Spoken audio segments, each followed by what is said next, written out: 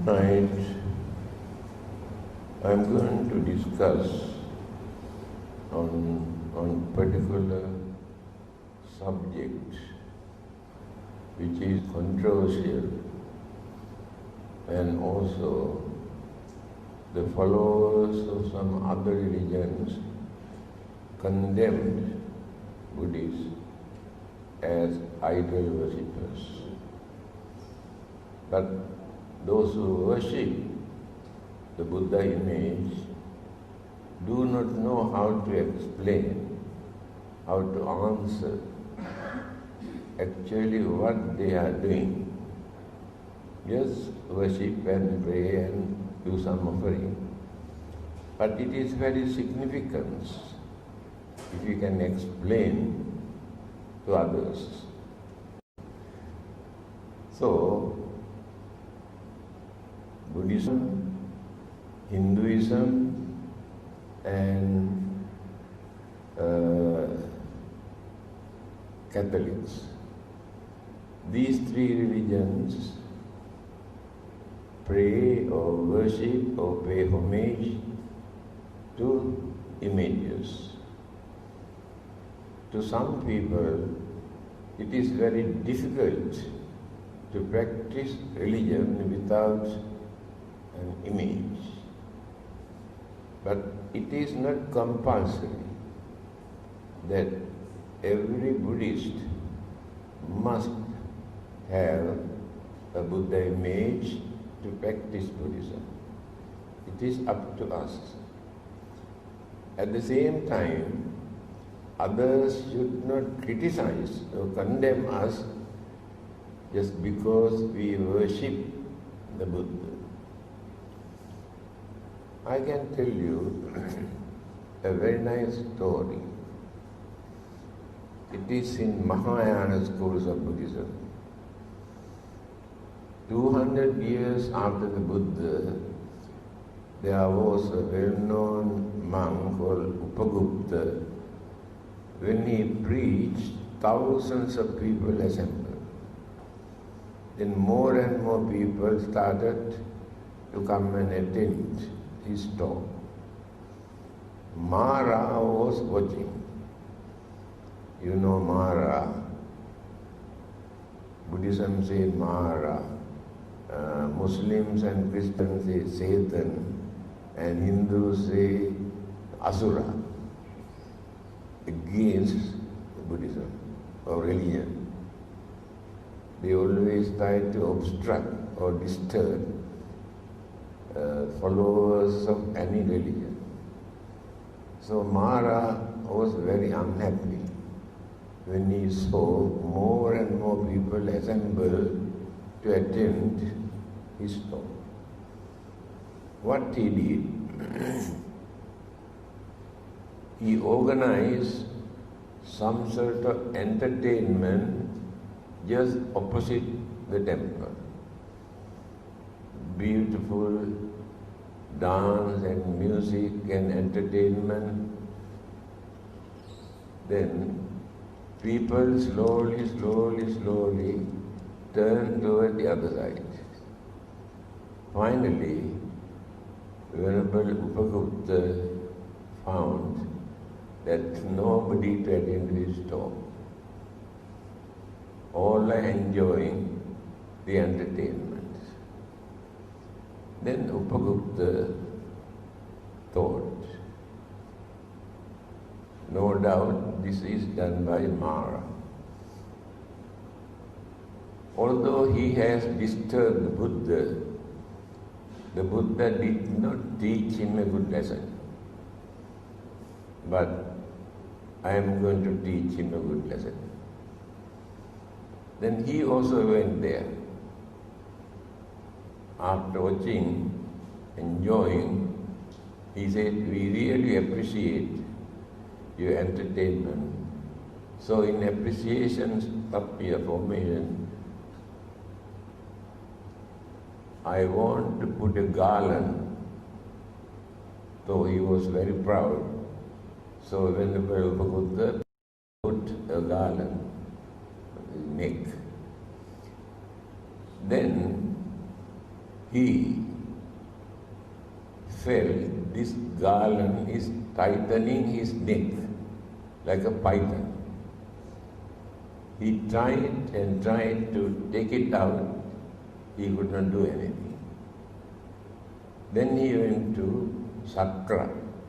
You know Sakra, the king of the Devas, asked him to help.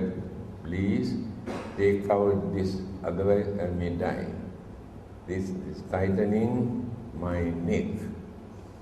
He tried his best. He also could not take it out. Then he said, you must go to Mahabrahma, the creator God. I think he can do that. Then he went to Mahabrahma and appealed him to take out this garland. He also tried his best, but he could not take out. Then he said, I think only the person who has put this garland on your neck can take it out, nobody else. Then he decided to come back and apologize for interrupting his religious program and requested to take out the garland. Then Venerable Upagupta said, yes, I can do that under two conditions. First thing, in future, you should not come and disturb our religious program. He said, yes. Second item is, I am living 200 years after the Buddha. I have not seen the real Buddha figure. You have seen him. You can appear as Buddha because you got that power. Then Maharaj said, yes, I can do that, but under one condition. When I appeared as the Buddha, you should not worship me, because I am not a holy man. Then Upagupta said, no, I am not going to worship you. Then suddenly he appeared with all the 32 special characteristics of his physical body. So he was so happy. Then at once he worshipped.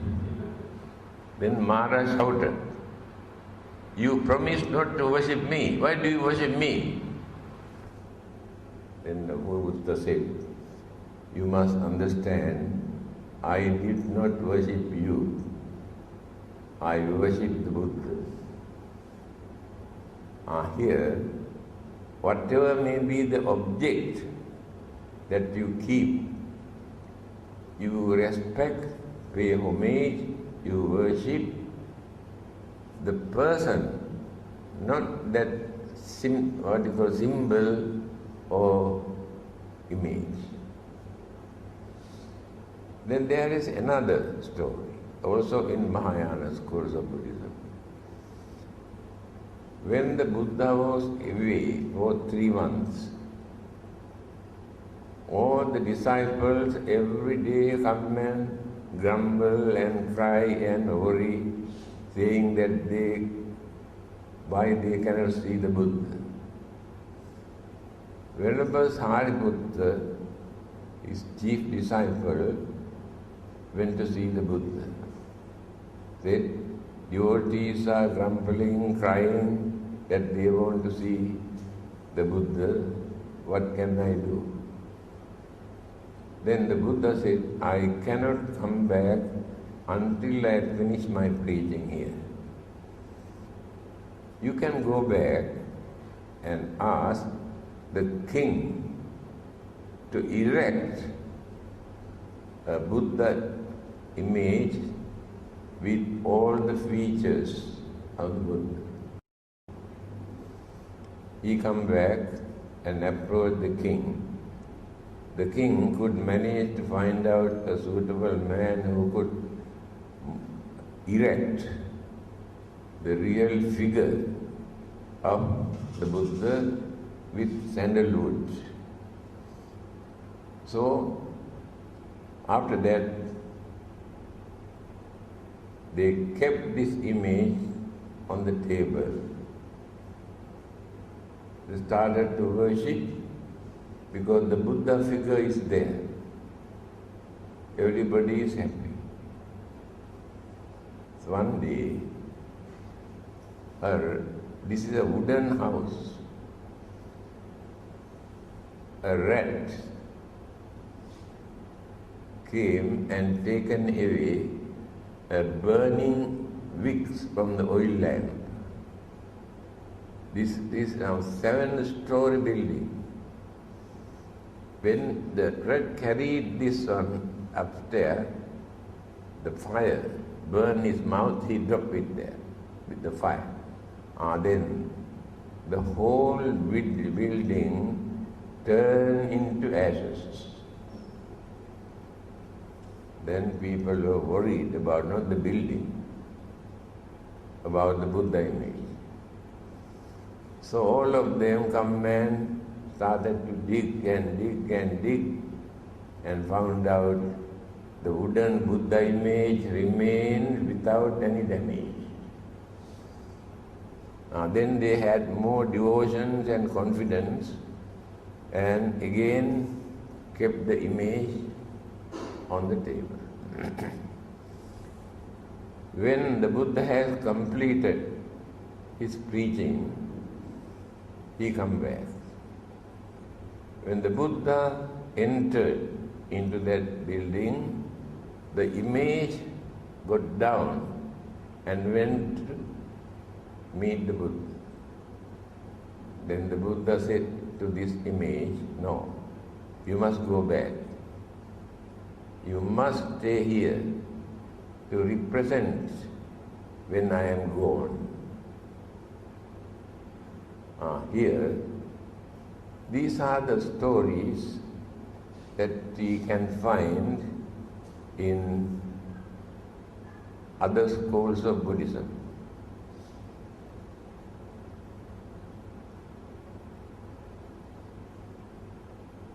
Images are not available for 500 years after the Buddha. They have never had any Buddha image for 500 years after the Buddha, according to history. During the Greek occupation, they have influence for them to erect the images and religious symbols and all sort of. Then started to erect the Buddha image. That is historical.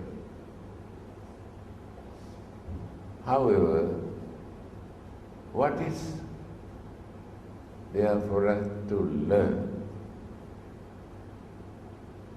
We must understand the Buddha was not very particular about the physical body. I think you have heard that incident. One of his disciples called Vakkali, every day he come and sit down in front of the Buddha and watching. And one day the Buddha asked Vakkali, "What are you doing here?" "Just like watching television." Then he said, "When I look at your features, your complexion, your serenity, it gives me a lot of happiness." Then what the Buddha said, "Kinte vakkal imina putikayena duggandhena sarirena."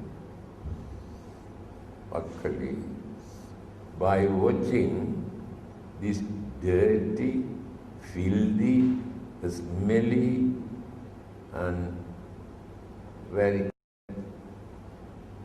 uncertain impermanent physical body, what do you gain? You entertain only your emotion. You never gain any knowledge about the Buddha or his teaching. Then the Buddha said, Yo dhammang passati, so mang passati. One who sees or one who can understand the Dhamma taught by the Buddha,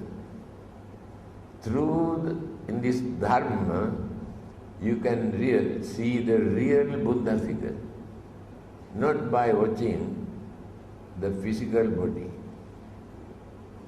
Here, you can understand Buddha was not interested erecting any images and admiring the beauty of the physical body. You must enrich your knowledge, your understanding of the Dhamma. Then you can see the real Buddha in your mind. Because according to Mahayana Buddhism, there are 3 bodies of the Buddha. Dharmakaya, Sambhogakaya, Nirmanakaya. Nirmanakaya, the body that he used for eating, drinking, sleeping, walking, as usual human being. That is one of the bodies of the Buddha. Sambhogakaya, kaya means body. The body that he used for preaching, talking, advising, guiding people. But after his passing away, these 2 Buddha bodies disappeared. Sambhogakaya, Nirmanakaya. But Dharma body of the Buddha never died, never disappeared. Dharma body remains forever. That means Buddha is not dead. People cannot understand this. Buddha is not his name. For his enlightenment, we call him Buddha. One of his discourses, he has mentioned, whether the Buddhas appeared or not, Dharma exists forever in this world. Dharma is not created by the Buddha. Dharma exists. When the Buddhas appear, they reveal, they explain, they teach others, because people have forgotten or misinterpreted or misused, blindfolded in the name of Dharma. People have misconception. So when the Buddhas appear from time to time, he introduced the real Dharma again. That is why the Buddha appeared in this world to reveal the real Dharma. What is Dharma? Why the teachings of the Buddha is called Dharma? Dharmata, natural occurrences, not created by the Buddha or created by the God, natural occurrences. Because people have wrong belief, imagination about natural occurrences. Take for instance, things come into existence, exist for a certain period, then go on changing. again going on decaying, and then disintegrate, dissolve, completely disappear. So people could not understand. So they created different concepts that God creates and God destroys. The Buddha mentioned, it is not the act of God. This is the natural occurrence. If anything comes into existence due to combinations of matters and mind, or only elements without mind, they remain for a certain period as long as the binding factors, energies remain. When these energies started to loosen, then going on changing. When they started to separate, going on decaying,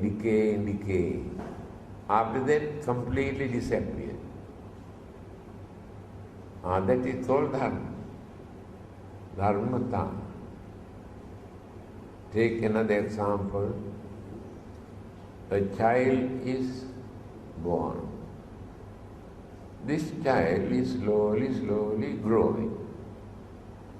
There is nobody behind to support this child to grow. After growing, then become a youth.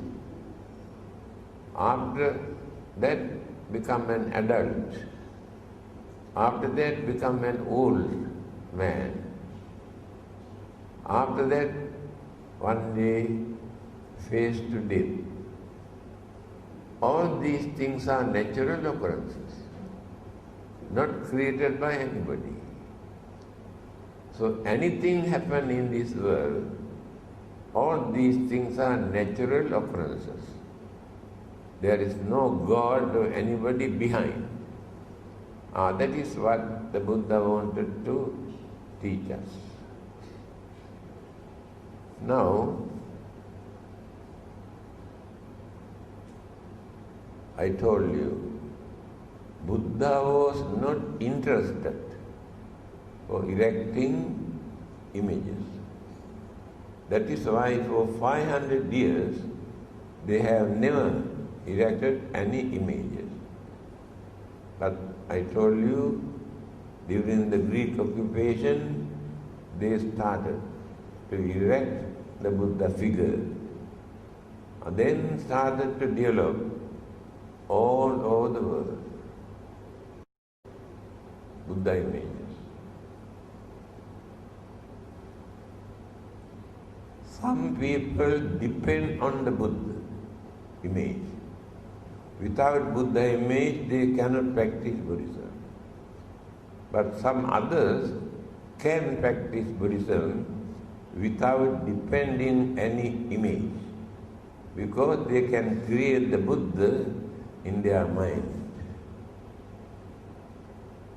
Mr. Nehru, Prime Minister of India, long ago, when he was arrested for fighting to gain independence, British government arrested him. When he was in the jail, he had the small Buddha image in his bag. Although he was not a Buddhist, he had been keeping this Buddha image in his bag. So what he did, he take out the image and keep on the table and watch the face of the Buddha, smiling face. Then he started to think, in spite of all these troubles and problems and difficulties and calamities, if Buddha Buddha can maintain smiling face, why not we follow him? Why not we face all these problems without grumbling, accusing, blaming, crying and worrying? That he followed the Buddha. To him, the Buddha image was very important at that time. I met an American lady. One day he came here. She opened her bag and took out a small Buddha image. She told me she had been keeping this Buddha image for 40 years. But she was not a Buddhist. But he said, I strongly believe this Buddha image can protect me. So she gained confidence by depending on this Buddha image. A Chinese philosopher one day visited the museum in London. First time in his life, he saw a Buddha image. By watching this image, he said, if God has come down to this earth, this is the figure of God.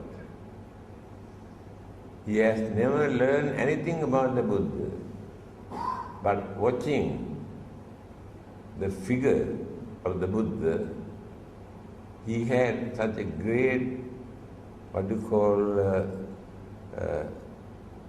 understanding and image influence his mind to say like this, although he was not a Buddhist. Another scholar has written a book. He has written there, actually, if you want to know what the Buddha taught, not necessary to read any book. You go and look at the Buddha's face. He mentioned one particular place. You must go and look at and watch that particular Buddha image. Then you can understand everything. His face indicates everything what he preached. During the Second World War, in Burma, they found a small Buddha image. British soldiers. They sent this image to Winston Churchill, the Prime Minister of England at that time, with a note. You better keep this image on your table. Whenever you have worries, fear, disappointment, look at the face of this image. I believe that you can reduce your fear and worries and frustration. They were not Buddhists. Here you can understand how the Buddha image influenced even non-Buddhists. Now let us come to talk what Buddhists are doing by keeping an image. Others condemn us saying we worship the Buddha as idol worshippers. We are not idol worshippers. We do not worship the idols. We keep the Buddha image as symbol. That symbol influences our mind, calm our mind. then we will be able to concentrate very easily. Then they pay respect, pay homage. We can say it is not worshipping and not praying. We cannot use the word that Buddhists are praying to images. Then it is wrong. They should not pray to Buddha image. And when the Buddha was alive, people never come and pray him. They regarded him as great master or teacher, but not to come and pray. There, we actually do not pray to images asking something what we need, asking something to help us to get rid of our problems and troubles and disturbances. But we take the image as symbols. We develop confidence in the Buddha, and we are worshipping, paying homage, paying respect to the real Buddha, not to this image. We do not worship this image, but this image is a symbol. When you look at his face, you can gain lot of happiness, satisfaction, reduce your tension, fear, worries, disturbances. Then you can take the Buddha image as an object for your meditation. Buddhanussati bhavana. Concentrate on the great qualities, virtues of the Buddha. Now when you recite Itipiso bhagava araham samma sambuddho vidyacharana sampanno sugatto lokavidu anuttaro purisa dhammasarathi sattha deva manussana. 9 virtues, characteristic of the Buddha mentioned here. So by mentioning the great virtues and the qualities of the Buddha, we pay homage, pay respect. It is not praying. That is what others could not understand. So Buddhists do not pray to any image. They pay respect and take as an object for them to concentrate, for them to meditate, and to remember the great qualities, virtues of the Buddha. It is Buddhanusati bhavana. Concentrate on the Buddha. That is what Buddhists are doing. So many others who could not understand this, they say we are idol worshippers, and we do not know how to explain to others. I know one of our members who had been keeping a Buddha image in his house for 45 years. One day, a Christian mission entered into his house. Straight away told him, "You are worshipping your dead man. Buddha is not a god, he is a man, he is dead. What can he do for you? Why do you want to keep this? Why do you want to worship this?" He came and told me, "Actually, I do not know what to say. This is the problem with our Buddhism. They worship, they offer, but they do not know actually what they are doing. When they say, Buddha is not a god, he is a man. If you try to prove that the Buddha is God, we are wrong. We reduce the real great qualities, virtues, wisdom of the Buddha if we try to introduce the Buddha as a God. You do not know that. Why? A God cannot become a Buddha.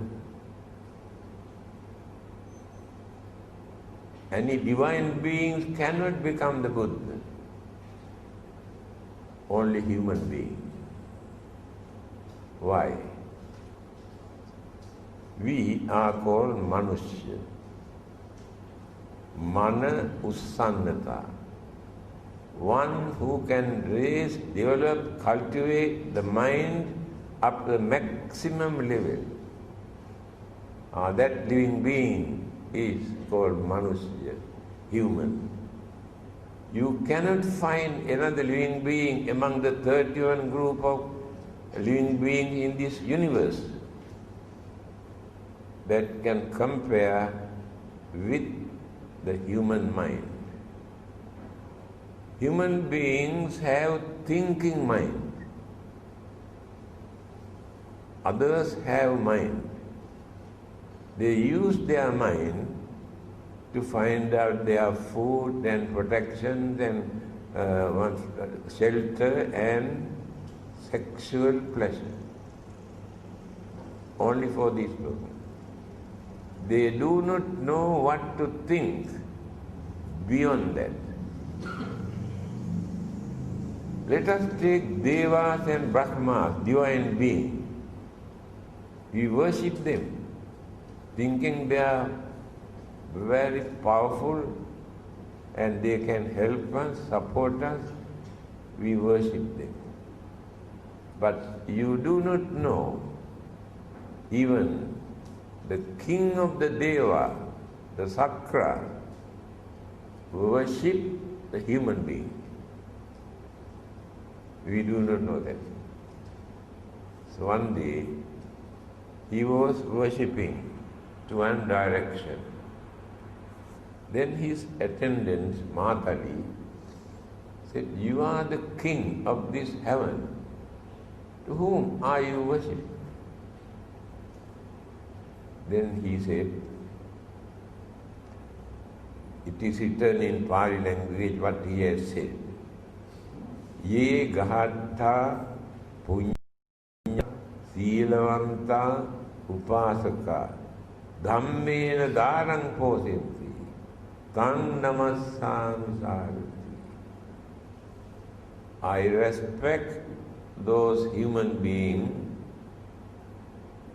Igata Punyakara, those who perform meritorious deeds. Meritorious deed means doing some good work with good intention. That is called merit. Helping others, supporting others, and release others' sufferings and problems and sicknesses and whatever we can. Again, supporting the religious activities to influence the people for them to follow religious way of life. These are called meritorious deeds. I respect those who perform meritorious deeds. Punyakara. Silavanta. I respect those who observe precepts. You observe 5 precepts, 8 precepts, 10 precepts, and there are more. I respect those who observe precept. Why? They never do any harm to any living being. They never bluff or cheat or swindle others think. They allow others to live peacefully. Therefore, I respect them, for they are noble life, respectable life. Egahattha punyakara, Silavanta, Upasaka, Upasaka, Upasika, male, female, Upasaka, Upasika. After reducing too much of sensual pleasure, worldly material gain, they devote their time to do some service to others, to guide others, advise others, because they have more experience, more knowledge, maturity, understanding. Therefore, instead of enslaving to sensual pleasure, they must use their knowledge, understanding, experience to guide others who have not learned how to lead a respectable life. They are called upasaka.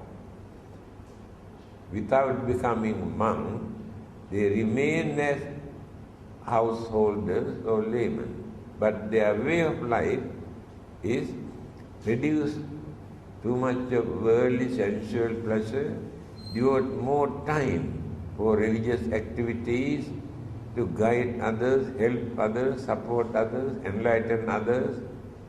They are called upasaka. I respect them. Dhammena dharang posinti. I also respect those who support their family members without creating any bad deed, wicked or cruel or harmful thing. Very respectable way, they work hard, they earn, they support their family members. I respect them. Here you can understand, Devas also respect when human beings become more virtuous, more religious, and more devout. But we think that Devas are more powerful. Yes. How did they become Devas? O Brahman. During their previous birth, they were human beings. As human beings, they have done lot of meritorious deeds. Through the influence of these merit, very virtuous, they had the opportunity to be born in certain Devaloka or heavenly realm as Devas. And their life is not like human life. And females never give birth. Spontaneous birth. That means life just appeared. But we cannot understand, we cannot believe. But yes, it is. Then they have no sicknesses. They have no old age. They exist, they enjoy their life up to maximum level. Then one day suddenly disappear. So their life is just like a flame of a candle. As long as wicks and wax remain, the flame also exists. When no more wax, no more wicks, that flame disappears. Same thing happened to those devas. Then what will happen to them after that? That is the most important thing. while enjoying their life up to the maximum level, they never form any religious practices. They have no particular religion. Whole life is for enjoyment and pleasurable things. Human beings are more fortunate, the Buddha says. Why? While living as humans, we can understand we are here in this world. We enjoy our life just because we have done some meritorious deeds during our previous birth. We are spending all the good merit that we have accumulated. What will happen to us if we die simply by spending all the merit that we have accumulated? By knowing this, they try to prepare for the next existence. There is no another living being who can do that, because they have no idea of another existence. This is the most advanced level of human life. Now, especially as Buddhists, we believe this is not the first and the last life. Continuity is there. So if birth and death and birth and death, it is natural, not created by anybody. Some people say, oh, we don't believe in rebirth. Not necessary to believe. It is natural. Just because they don't believe, can they stop rebirth? Never. It is not created by God or God, Buddha. It is natural. So, use our common sense. How Buddha explained. A group of young people approached the Buddha and said, at the moment we have no proper religion. There are many religions, they talk that their religion is better than other religion, therefore we cannot decide which religions to accept. Can you please advise us? Then the Buddha has given 10 guidance for them to consider how to choose a religion. And some of them, you should not believe anything just because others come and tell you. Don't depend on them to understand religion. You should not believe this is our tradition, this is our way of life, therefore we must practice this, we must follow this. No, there is no religion for you to accept like that. If not, you should not think the majority here in this country or in this world follow this religion. Therefore, we also must follow that religion. According to the Buddha, majority here in this world are not understanding people.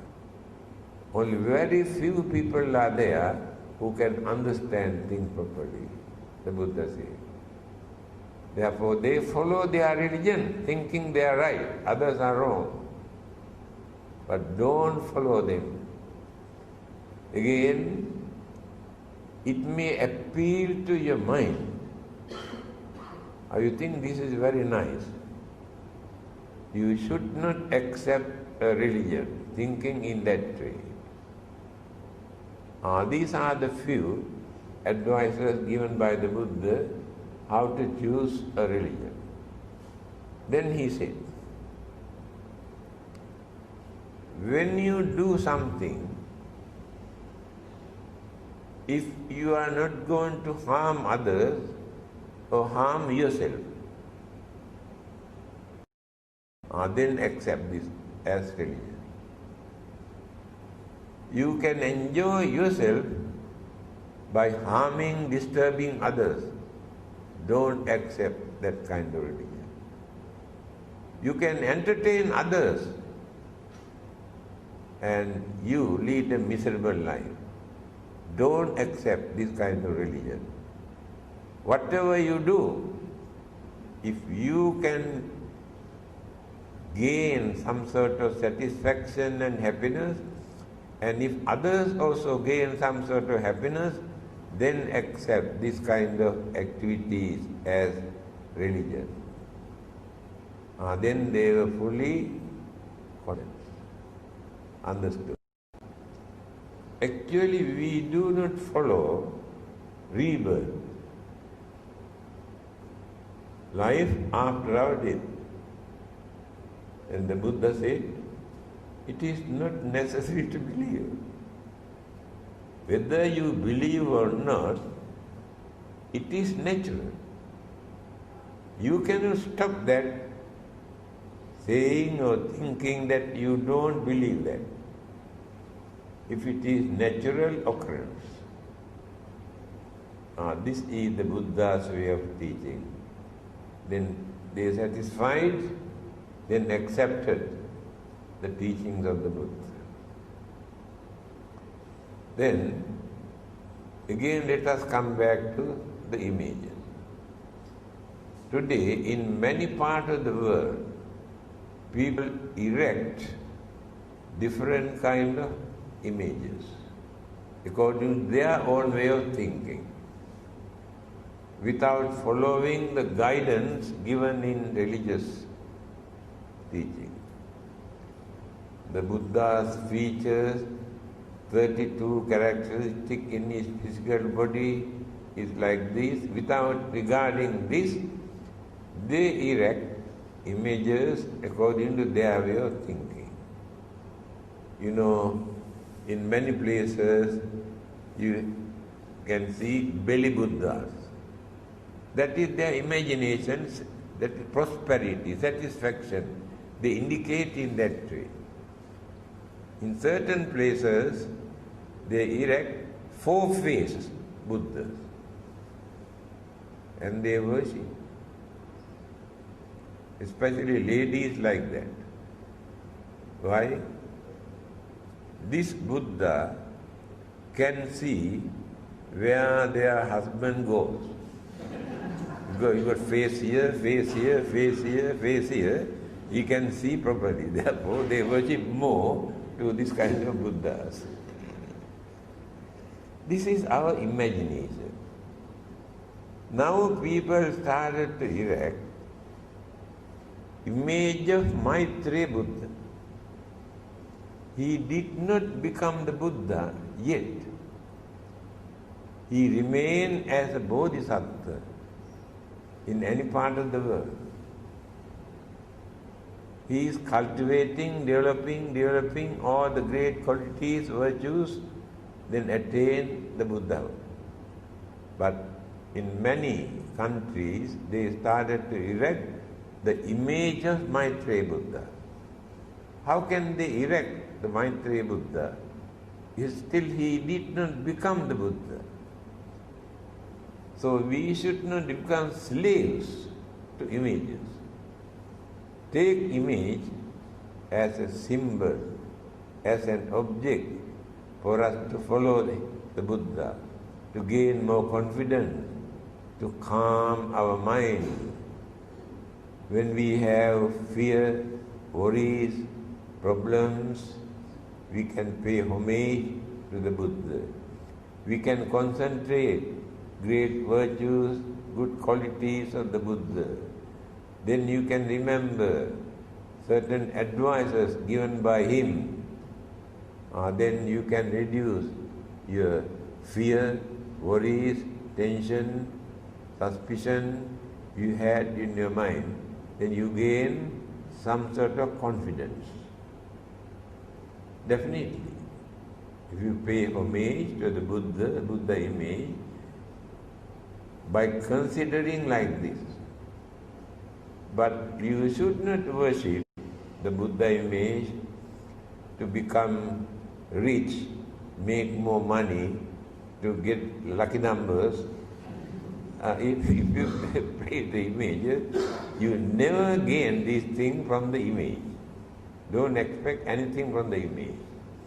That is why others condemn us as idol worshippers. Now Hindus, they have more images because they have three gods, Brahma, Vishnu, Shiva. Again, Catholics, they have image of Jesus and Virgin Mary. They pray and worship. But Christians do not create images. They take only symbol, the cross, to pay respect and to follow, but no images. That is why Christians say Catholics are not Christians. They are idol worshippers. They are wrong. They respect their master, their teacher, and explain the great qualities and virtues and services that they have done. Therefore, there is nothing wrong. When our father or mother died, we create a very good image. Image means picture of the father and mother. It is just like idol worshipping to others. But they are doing that. Why do they want to keep the image or the picture of their father or mother or to respect them? Then how can they criticize Buddhists? By keeping Buddha image and worship them. So the image is important for us to remember the great qualities and virtues. When we have fear and worry, look at his face, as Mr. Nehru said, and can calm our mind, can reduce our fear and worries. That is why we are keeping a Buddha image. But we should not distort the figure of the Buddha, erecting four-faced Buddhas, belly Buddhas, and so many kind of Buddhas in different countries. So, now nearly 1 hour. I think you can understand what you are doing. If you have not understood, now you can understand why we should pay homage, pay respect, worship the Buddha. We do not worship this image. We worship the Buddha. When you look at the image, you can record the Buddha into your mind. Then you worship the Buddha. That is what others could not understand. That is why they say we are idol worshippers. When we invite some of our Muslim friends to attend some meetings here in the temple, you know what they say? If there is any image, we don't want to go there. They don't like to see the images of religious people or saints or any other images. There is no reason for them to go against them. And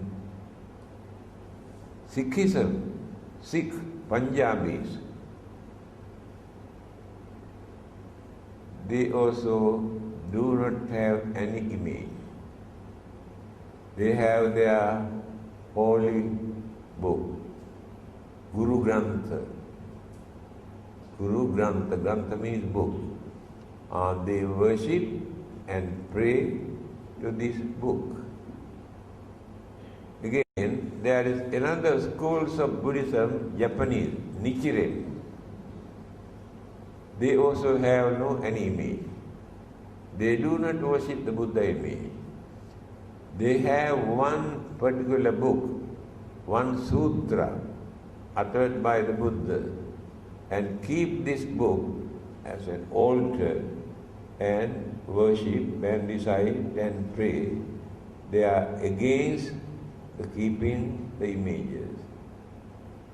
Then Judaism, Jews,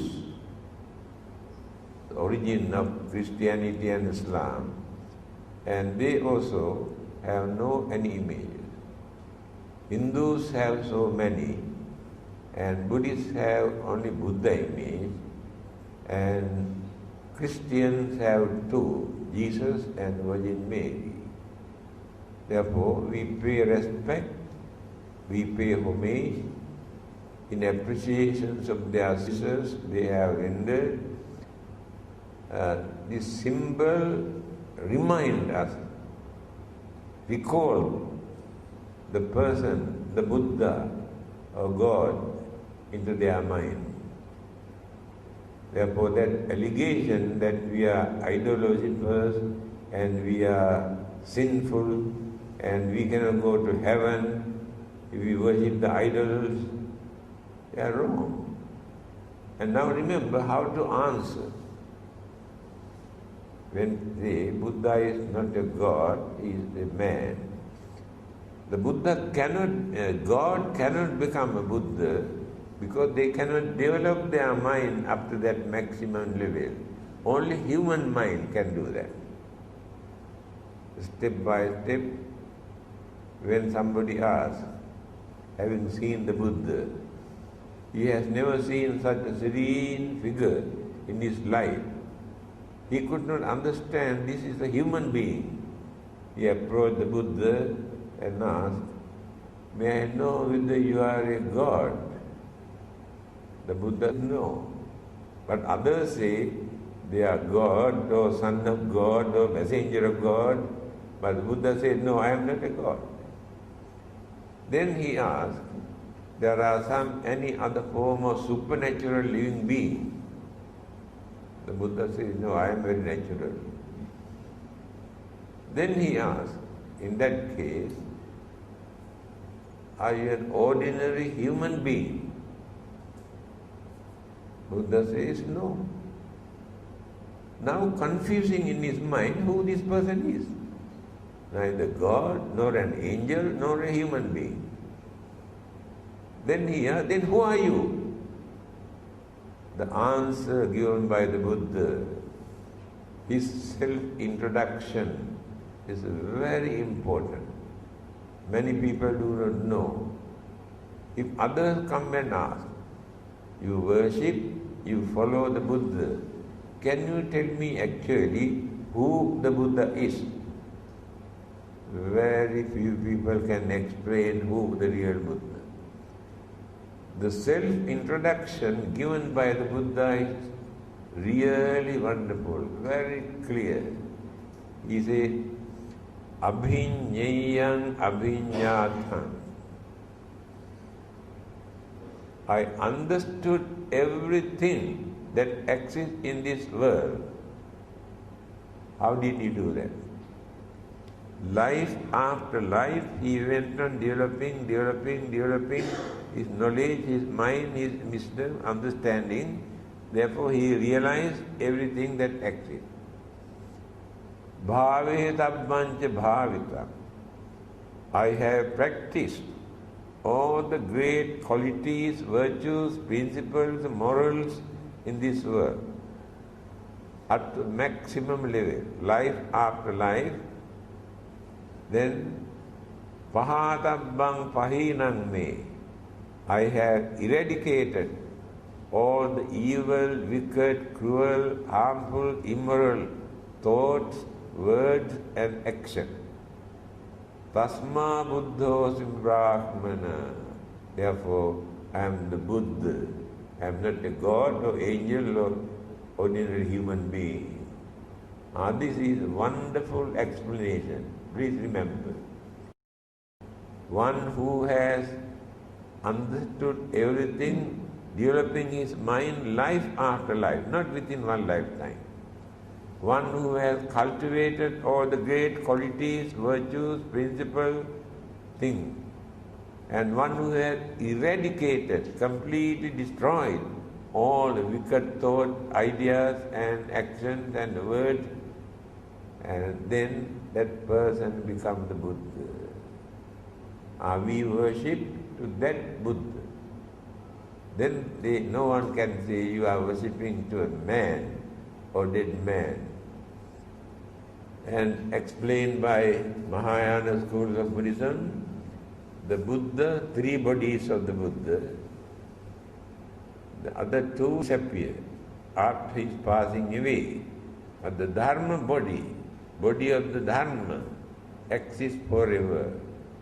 Therefore no one can say Buddha is dead. Buddha cannot die. That physical body he had, that he used, disappeared. But the Buddha appeared. Buddha is not the figure. See, must understand this. Buddha is living.